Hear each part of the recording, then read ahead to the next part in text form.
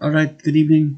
In this video ay napakita ko sa iyo o ituturo ko sa inyo kung paano mag-save, maglagay ng password sa inyong file, no? So, paano po maglagay ng password. Actually, na-discuss ko na to sa mga discussion and then naulit ko pa during our last lesson, But then, yung iba ay nagme-message pa din to make a video. So, sige, gawin natin, So, paano ba mag-save?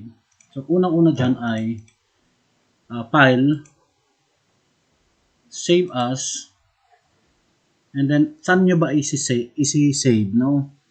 Well, yung ating paparating na individual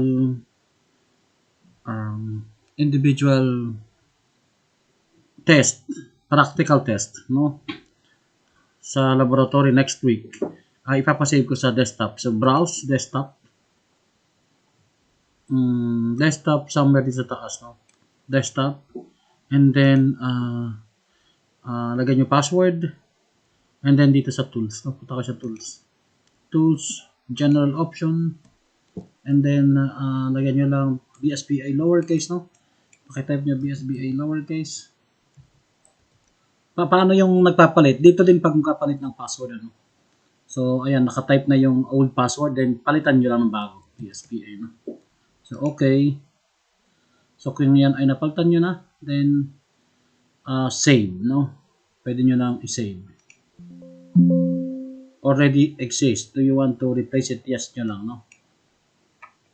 Anyway, nakaka-save na yan. So, close nyo yan to make sure na may password yung inyong file. Open. And then, type BSBA, lowercase. BSBA. So, ayan, no? So, may password siya. Naset siya ng password to open.